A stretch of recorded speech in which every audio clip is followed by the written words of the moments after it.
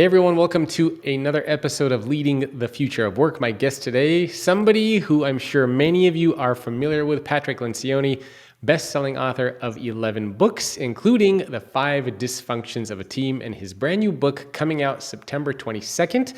It is called The 6 Types of Working Genius. I had the opportunity to check out an advanced reader copy. It is awesome. Patrick, thank you for joining me. It's great to be here. I'm really glad to be on the show, Jacob. This is going to be fun. It is. Well, before we jump into all the fun book stuff, why don't you give people a little bit of background information about you? How did you get involved with what you're doing now, writing books, speaking? What were you doing before all this? Okay. I'll try to give it the Reader's Digest version. I was kind of obsessed with work as a kid because my dad would come home and be kind of grumpy. And I thought, why is that? And then I had my first few jobs when I was a little kid, and I thought, some of these are not so fun. And then I got out of college, and I got my first job at a management consulting firm called Bain & Company, a very prestigious management consulting firm. Everybody said that was the best job you could get coming out of college. Spent a couple years there. Was fascinated by the human side of business, which Bain did not actually address. And I was like, ooh, wow, I'm interested in that. Yeah. Because all the intellectual stuff is predicated on the human stuff. And if the human stuff is wrong, which it usually is, you can just spin on the being smart. So then I went to Oracle and I went to Sybase. I worked at 2 companies, kept thinking I'm going to go to grad school, but then I kept learning, launched my own firm 24 years and 9 months ago, and did not have any books, did not have anything like that. Wrote a book because somebody encouraged me to. 11 books later, 12 books later, here we are. So I was just fascinated with the human side of business. If I could go back to college, I'd probably study psychology and communication. I studied economics and Spanish, and that's how I got here. Very cool. So let's talk a little bit about your recent book and where the idea for that came from. So do you remember where you were when this idea popped in your head of the 6 types of working genius? Like what was the driving force behind creating this? Oh, I remember it very, very, very well. Because it was 2 years ago and a month. And I was in a conference room. So we had just come back to work after like 3 months because we're a small firm, and we said, okay, we could do this. And I was doing a webinar for a bunch of priests, as it turns out, and their staff members, part of this group I'm involved with, which teaches priests how to be better leaders and their parishes how to be better. And so I like doing that. So I was all excited to teach them because I like doing that. And then afterward, I got off and I had to have a debrief call with the staff who put the conference on. And I had to give them some kind of bad news and push them a little harder and correct them. And I was pretty bummed about that. And then after that call got over, I said to the person that was sitting next to me, and Amy is her name, worked with her for years. I said, oh my gosh, I have a new idea for a podcast. And I was suddenly really excited again. And she said, why are you like that? Why do you go from ecstatic to frustrated to excited to interested? And I knew right away, like, yeah, I've been dealing with this for years. I had my own company, Jacob, and I would come to work excited about what I was going to be doing. And sometimes within an hour, I'd be grumpy. And I thought, what the heck is wrong with me? I work with people I love. I have a company. It's my own company. I love doing this. And I'm grumpy too often. Yeah. Well, it was that day that I decided when Amy asked me, why are you like this? And she was really curious. And I said, I don't know, but I'm going to figure it out. Yeah. And over the course of the next 4 hours here in our office, I got a whiteboard and started thinking. And I came up with these 6 different things, these circles on a whiteboard. I was just trying to solve my own problem. And then after we were done, we were like, wait, I think this is universal. Took it home, wrote it on a whiteboard at home. Everybody that came into our home and our office, we'd share it with them. And right away, people were saying, there's something here. Yeah. This is real. So we locked ourselves in a room for 4 months, came up with an assessment, and more than 250,000 people have taken it over the last year and 3 quarters. 250,000 So the book is coming out after the assessment. Yeah, that's crazy. Congratulations. 250,000 people. My goodness, that's amazing. It has been, the reactions we're getting to this are like nothing. Cody, a guy I work with, he said when we explained it to him, he said, this will be bigger than the 5 dysfunctions of a team. Oh. Right away. And we said, really? And he goes, oh yeah, this is way bigger. And all the reaction we're getting so far says that's true. Very cool. Thank God. Well, before we talk about the different types of working geniuses, I'm curious to get your perspective just on work today. So you spend a lot of time with organizations, you spend a lot of time researching and thinking about this stuff. Where do you think we're at in the world of work and leadership? What's your feeling on how things are going? I think it's a hard time. I'm not going to lie, but I think it's a good time for those that are really interested in it and want to do well. Differentiation by leadership is a good thing right now because we're at a low point. Yeah. Because I think what's happened is coming out of COVID and a bunch of other things that are going on, I think that people are seeing work more than they were 2 years ago, 3 years ago, 5 years ago as a transaction. And they're thinking about how it's like an economic decision, like how much time do I have to put in and what do I get out of it? Yeah. And which bums me out because I love mission-driven work. I like when people are really excited and are doing things. I think money is a satisfier, not a driver. You need enough of it to feel good about your job, but it's really motivated to make a difference. That is what people want. I think today there's more. I have a couple sons, and I know a bunch of young people who got out of college 2.5 years ago. They see their work much more transactional than I did when I got out of work. And so that's a problem. I think we're going to see far fewer people feeling like loyalty to a mission. But the good news is, Jacob, the companies that get that and the leaders who do that well are going to have a competitive advantage like nothing else. Wait, did you say the people who So are... the good news is there's real opportunity. Did you say the kids who are getting out of college now, they view their work as more transactional than before? Yes, but 5 years ago, it was different. 5 years ago, the kids were coming out of school and saying, give me something meaningful. But with the shutdown and all the work from home, and then a general kind of sense of distrust, like, what does this company want from me? I think there's a new cynicism among the young workforce, and it's pervading many organizations where people are saying, I want freedom, and I want to stay home, and I don't want to work that hard, and I don't want to work on the weekends. And I just love it when you get people that are excited to do a mission and that want to make a difference in the world. So they don't care how. It's like, I want them to have a great personal life and I want them to be balanced, but I want them to be fired up about what they're doing, not about how often they get to go golfing. So it's interesting that you mentioned that because and these are like off record conversations I've had with quite a few business leaders and CEOs. And, when the camera stops rolling, when the podcast isn't going on, they're telling me, they're like, Jacob, I don't know what the hell is going on. It doesn't feel like people want to work anymore.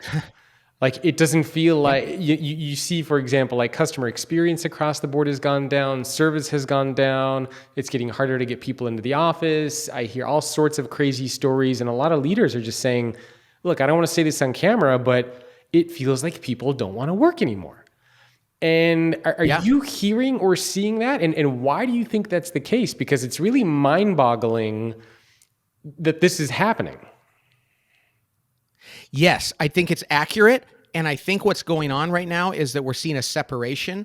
I think that those that get it and really go after it are going to are coming through this better than ever. Yeah. I think there are a few organizations, the minority of organizations are actually coming through this stronger because they're standing out. But I can't tell you how many times I've gone to a business and they're just closed. Yep. Or they have a sign on the window that says, we can't find employees. Or I go to some of the largest companies in America and they're not even asking for their employees to come back to work yet, which to me is ridiculous. Yeah. So I think that what we're seeing is...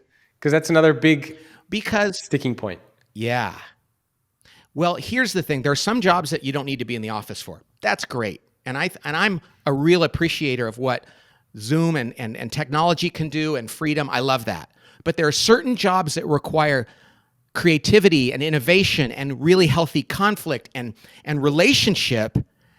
And companies are putting these policies in place because they want to be, I don't know if it's politically correct or socially correct. No. If we're going to be awesome at this, we should be in the office. Yeah.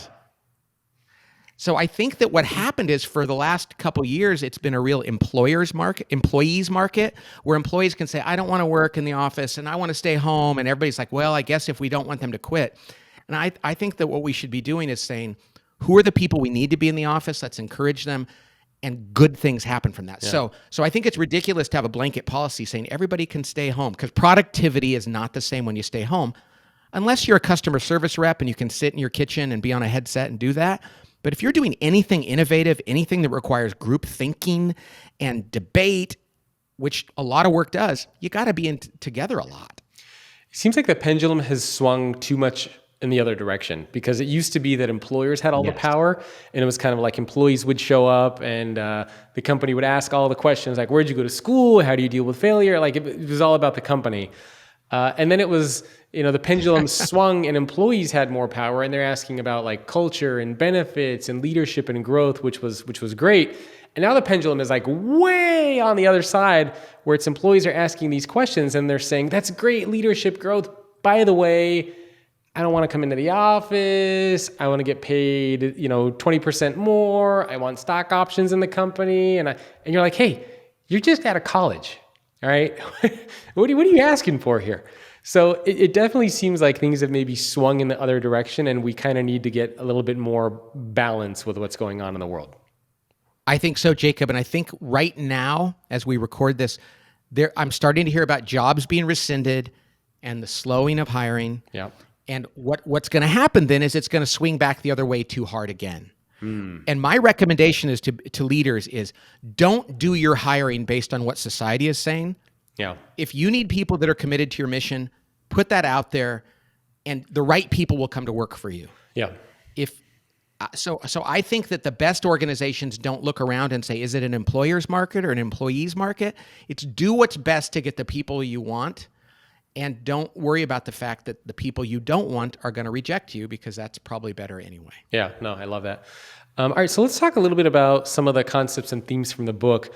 Probably the place that makes sense to start with is the 3 stages of work, which you talk about, which are ideation, activation, and implementation. So let's talk a little bit about what those 3 stages of work are, and are these stages that are applicable to everyone and anyone, and why do we need to understand what these 3 stages are? I love that you started with that, because that's kind of how the whole model came about. But most people don't ask about that. They just want to know what the 6 things are. So I love that you're asking that, because we really believe that there are 3 major processes that take place in any kind of work. But depending on that kind of work, the amount of time and energy you spend in each of these phases varies. So the first one is ideation. That's clear. That's where you come up with a new idea. That's where you're inventing and looking around and going, what's going on? What should we be doing differently? Ideation is the first stage. The last stage, I'm going to jump to stage 3, is called implementation. And that's where you get stuff done. Okay, that makes sense. That's like, okay, we're going to implement this. But there's a stage in the middle that we discovered that is missing in so many organizations that's a little harder to identify, but it's critical, and it's called activation. So ideation takes place. And we talked to a guy at a company, and he was in charge of innovation, and it's a company that rhymes with the word pikey or pike, but and they make shoes and apparel. So we talked to a guy at Nike, and he said, oh my gosh, when we showed him this model, he said, we go from ideation to implementation. We take a new idea and we throw it over the wall and give it to people to implement. And then half the time it doesn't work, and we blame them for being bad at implementing. They blame us for being bad at ideation. But the problem was there was nobody in the middle doing activation, which is, let's assess that new idea, let's tweak it, and then let's take some time to get people on board. Without that middle stage, we end up doing bad implementation and wondering why it doesn't work. Yeah. So identifying that middle stage. My wife and I, Jacob, were just talking about this the other day. She's an ideator and an implementer. And I said, Laura, before you put that into practice, let's sit down and talk about, is that the right idea? Should we rethink this? And let's sit down and talk to the kids about whether or not they're on board.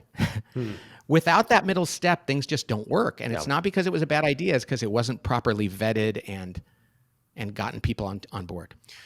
So I'm assuming everybody goes, or these 3 stages are relevant for everybody, but somebody might be saying, hey, Pat, that's great, but I'm just told what to do. Like, I don't have time to ideate or to think. My manager just gives me things to do. I'm coding, I'm developing, I'm in sales. I just make phone calls to try to get money. I'm in customer service. I'm just answering the phones. These three stages don't apply to me. I'm just kind of an order taker. Is that a fair way to rebuff these things, or are they still relevant? It's a fair way to rebut it, because oftentimes people are frustrated because these other stages aren't going on. So let's say you have a job, Jacob, that's mostly implementation. Okay. Okay, some people do. The problem is, if nobody has properly vetted the idea or explained it to you and got you on board, got you to buy in, your ability to implement is going to be limited. Yep. So when somebody says, man, they just give this to me and tell me what to do, what they need to be saying is, has anybody activated this idea yet? We don't even get it. We don't even understand it. Tell us about how you arrived at this. Then I'll be much better at implementing it. So while they might not necessarily be directly involved in all those stages, if those stages aren't happening, they need to be saying to people, hey, they need to pull the chain on and stop the press and say, until you guys do this other stuff, this isn't going to work. Yeah. It seems like a big part of that is storytelling, is the connection, right? Helping people understand how the work they're doing is making an impact. And that's very relevant, I think, to all roles.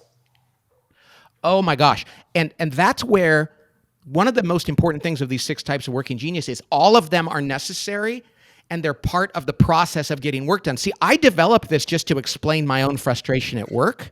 So it's an individual tool for me to understand what my geniuses are and what other people. But what we realized is every project we've ever worked on needed all 6. And since I only have 2, I need everybody else. And if we don't tell the whole story, a project fails. Yeah. Oh, makes sense. Well, so speaking of those 6 types of working geniuses, which are wonder, invention, discernment, galvanizing, enablement, and tenacity, why don't we go through each one so that when people are listening or watching this, they can kind of figure out which one they are. And I know you have an assessment as well, which we can talk about too. But let's go over what these 6 different types are and how people can identify roughly which one they fall into. Right. And again, everyone has 2 of these as working geniuses, that's where they get joy and energy, and they're usually really naturally good at it. 2 of them, they're okay at it. They don't get a lot of joy and energy. 2 of them, they're usually really bad at, and it robs them of joy and energy. And it is crazy how many of those 250,000 people that have taken this will read this, and 10 minutes after taking the 10-minute assessment, they're like, oh, that's me. Oh, no wonder I sucked at that job, or no wonder I'm good at this, or no wonder I need help in this area. It's the face validity of this is so fast and so high. So let's talk about the 6 types, though, of working genius. And I'm going to do it in the order in which they occur in a project. It's not like perfectly linear. Work is messy, but this is the general order in which they occur. The first thing that happens on any project is the genius of wonder. Okay, the genius of wonder. That's the genius where a person is really good at kind of pondering things and noticing things and asking themselves and other people questions about why are things the way they are. It's the Jerry Seinfeld. Why do we do that? Yeah, exactly. He just sits around and they don't always have an answer, but they always have the right questions. Yeah. Now, most people with the genius of wonder, my wife and my son have this, they didn't even know it was a genius because society doesn't say, that's awesome that you do that. In fact, most often they go, why are you still asking questions? Or why aren't you bought into this yet? And they're like, because I don't know, what about this? And so the genius of wonder, this project, the 6 types of working genius, came about because Amy on my team, who has the genius of wonder, she said, why are you like that? She didn't know the answer, but she said, I think I want to know why you're like that. So that leads to the second step, which is invention. Okay?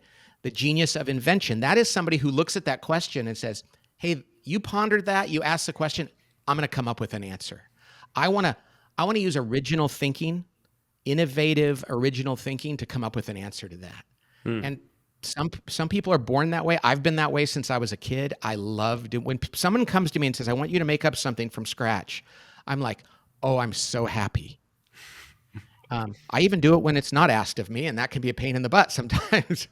But the point is, that's a gift I have, a God-given talent that I don't know why I have it, but I love doing it. It gives me joy and energy. Yeah. It's the Sarah. So we go from wonder. to invention. I think of Sarah Blakely, the creator of Spanx, as for the invention there. Yeah. Somebody said to her, why do we have to be so uncomfortable or look bad? Yeah. And she was like, oh, that's a great question. I'm going to figure it out. Yep. And there it is. So those first two are ideation. The next genius is called discernment. Discernment is really gut feel and instinct, but it's not magic. It's like integrative thinking, people that see patterns, and their instincts, their intuition is usually very, very good. They know how to discern. So you go to them with that idea and say, hey, I have an idea. They look at it and say, like Cody, who works with me, said, this is bigger than the 5 dysfunctions. Yeah. Or, nope, I think there's going to be a problem here. My gut tells me this isn't going to work.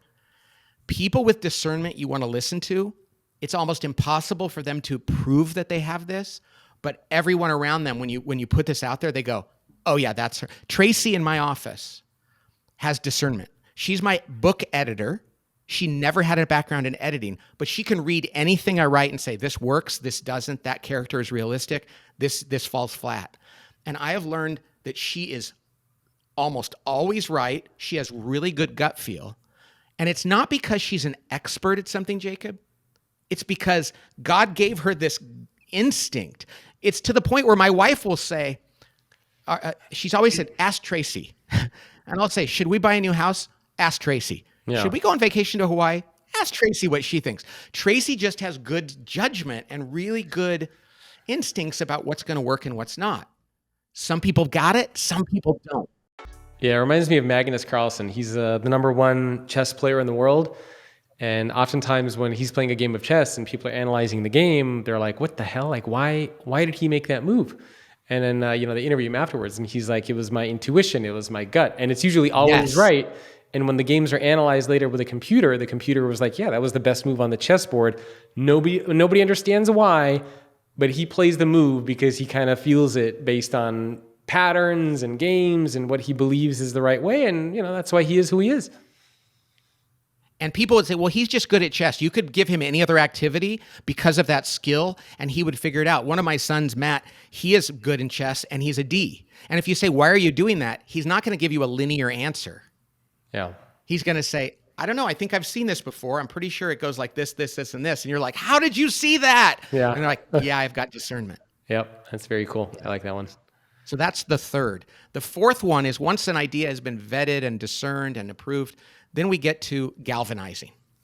Galvanizing, there are people who wake up in the morning and love to rally people to do things. You're one of these people. They're like, I want to tell people about this. I want to excite them. I want to inspire and instigate people to move and to accept something. I love that process. And that's what galvanizing is. And every work, every project needs it. I know this because I was called on to do it in my own company for 23 years. And it's not a genius of mine, and it was driving me crazy. That's why, Jacob, I was so frustrated because I'd come to work ready to invent and discern, which are my geniuses, and they'd go, hey, you know, we're behind on this. You're going to have to motivate us to get it done. And I'd be like, I thought I did that yesterday. Yeah, we need it again. So every day I was galvanizing. And I finally looked around and said, hey, Cody, you're a good galvanizer. You're the chief galvanizing officer. I will be the CEO, but I'm going to give you permission to push people out of their comfort zone, to go around the office and get people excited because you love doing it. His job satisfaction went through the roof. Mine went through the roof. Literally, we were getting twice as much done in half the time because we were doing what we loved doing rather than getting frustrated by doing things we didn't. Yeah, no, that's interesting. Yeah, I mean, I think I took the assessment too. I don't remember off the top of my head which the categories. What you are. Huh? Yeah. You're an inventor galvanizer. Okay, there. You're what we call, you're called the evangelizing innovator. Okay, I'll take it. Yeah. And you know how many people that have podcasts and do things like you do? You're like, I'm discovering things and I want to tell the world. Like do you know how many people would read your type? People that don't have that type would go, that sounds miserable. Yeah. And you're like, how could it be miserable? It's so much fun. Yeah. That's the beauty of working genius. What one man's garbage is another man's treasure, you know? My wife would laugh at that because sometimes she's like, Jacob, sometimes you're like a kid. And I'm like, well, Now I have proof why I am the way I am. Patrick Lencioni told me. You're going to show her this description, and it is like a kid. IGs are they're like, oh my gosh, a new toy. This is so great. I'm going to tell all my friends. And in fact, people think they're over the top at first, and then they realize, no, you're totally serious, aren't you? And you're like, absolutely, this is the coolest thing since sliced bread. That's what IGs do. And it's a hugely valuable thing in an organization. But there are times when your wife needs to say, hey, Jacob, we don't need that right now. We need something else. And that gets us to the last two geniuses. Yeah, she's definitely had to be like, all right, Jacob, let's take it down. Let's take it down a notch. So yeah. Jacob, I have to tell you something. As much as we use this in corporations, this has changed my marriage. Really? Because my wife and I, oh my gosh, my wife and I, most of our arguments for years, we've been married almost 30 years now. Wow. And until we got this, I didn't realize she and I both lacked one of the geniuses, which I'm going to get to in a second. And we would look at each other and go, why don't you do that? Why don't you do that? And we were judging each other and simultaneously feeling guilty. And then when we came up with this model, we realized, oh my gosh, we both suck at that. Neither of us wants to do it. We kind of resent having to do it. Oh, let's give each other some grace. Yeah. But in a marriage, you can't hire somebody to do that missing piece, can you? Well, interestingly enough, you can't, but you can outsource certain things. Okay. That your parents probably thought, you should never outsource that. And it's like, but we both hate it. Oh, I can't wait to hear what it is that you've outsourced in your marriage. Okay. So here's the last two. The last two fall under implementation, neither of which my wife and I love. Okay. So the first one is called enabling. And I don't mean like enabling a drug addict or an alcoholic. I mean enabling a person to get a project off the ground and realize a dream. Some people have a natural gift for doing this. I do not. This is where they hear somebody say, hey, you guys, here's a new idea. Who's with me? And they're the first one to go, I am. And I think I know what you need. They're quick to volunteer. They're great at providing support. They're affirming, and they're quick to dive in. This is a critical genius. Most people that have it, Jacob, think they're just nice or easily manipulated. And it's not that at all. They are one of the most valuable parts of any team. And it is a genius that needs to be appreciated and nurtured, because without it, the best idea in the world is not going to get off the ground. I've worked with organizations that didn't have any of them. Yeah. What's the key differentiator between galvanizing and enablement? Galvanizing is what we call a disruptive genius, where they go into a room and go, hey, everybody, heads up. Here's this new idea. I want to organize who's going to do what. We need this, we need this, we need this. Enabling is the person who receives that and goes, I understand what you're calling for. I know exactly what you need. I'm in. In fact, I'm going to do two things that you haven't even asked me for. Okay. So because I know. So the enablement, the enabler needs the galvanizer to start, and then the enabler kind of helps make it happen. Absolutely. Okay. And then the last step is the one that my wife and I don't have. It's called tenacity. Tenacity is the genius of finishing things and like blowing through obstacles to make sure things get done on time and on budget and to spec. People with tenacity love to come in to work and just get things done and drive to finish. In fact, if they can't finish something, they are really frustrated. Me, on the other hand, though I've written 12 books, hate finishing, and the last chapters of my books are always bad. And my editor has to say, I'm not letting you out of the room until you rewrite that. And I'm like, but I'm already ready to move on to the next book. And she's like, I know, but you're going to finish this, and I'm going to make you do it. She's tenacious, and I'm not. And I need her around me to make sure things get done. I like that one. Okay, so what did this, you said it changed your marriage, changed your life, some things you can outsource this. So how have these things been impacting just your personal life, and how did you get help with the things that you're struggling with? Well, it's so funny, and it's hard to be the cobbler's children with no shoes, you know what I mean? I've written books that other people are using that I'm not using. I wrote a book called The 3 Big Questions for a Frantic Family about how to apply the principles of organizational health to families. And people go, oh my gosh, it changed my family. We use this all the time. And I'm like, oh no, I'm not even using it in my own family. So Laura and I do not have tenacity. Finishing things and staying on top of the details is not our gift. I have 4 boys, so Laura has worked from home and taken care of most of the home duties. We share in things, but that's her role. One day I remember coming home from work, and I drove in, I walked in the door, and I turned the lights on, and they didn't go on. And I said, "Hey, Laura, I think the power's out in our neighborhood." And she said, "No, power's not out in the neighborhood. The neighbors have power." "Oh, but we don't." She goes, "Yeah, no, we don't." I said, "What's going on?" She said, "Yeah, they cut our power." I said, "What happened?" She goes, "I forgot to pay the bill." I was like, "You forgot to pay the bill? Don't they usually send you a warning before they cut off the power?" She goes, "Oh yeah, they send like 2 or 3 warnings." Oh man. and and talk about an idiot. I get frustrated at her, like, "Laura, we can't do that." And what I should have said is, because if I were in charge of that, the same thing would have happened. Because we're both like that. We're like so up in our head in the clouds, coming up with new ideas, solving problems, that neither of us love doing that kind of work.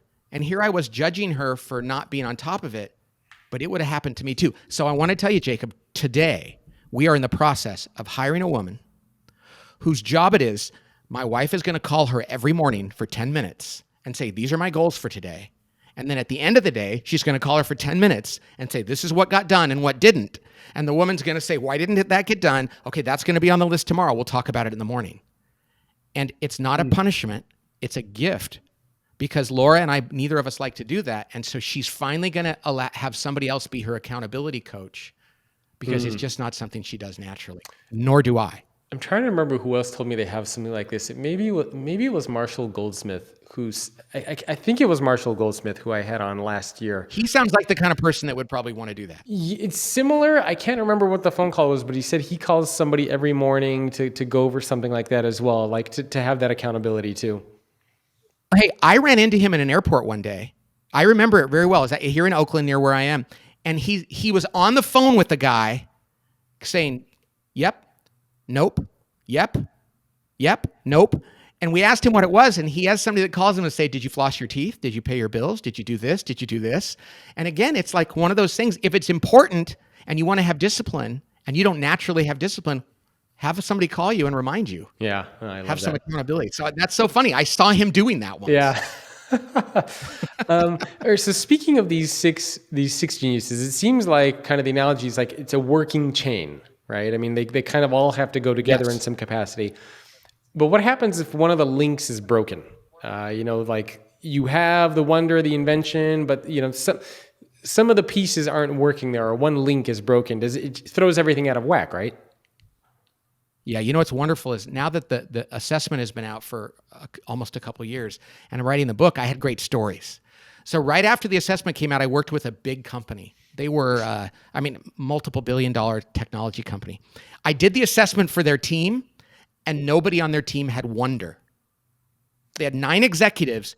No one had wonder as a genius. In fact, not only do you have geniuses, but you have frustrations, like the things you really don't like. And most of the people on the team hated wondering. The idea of sitting around pondering things, asking open-ended questions was like untenable to them. They like to get stuff done. They looked at the report and they said, "This is why we're 5 years behind in the market." They said, "We never wonder." Nobody ever sits in our meetings and says, "Hey, maybe our clients don't want that anymore. Maybe the market's going in a different direction."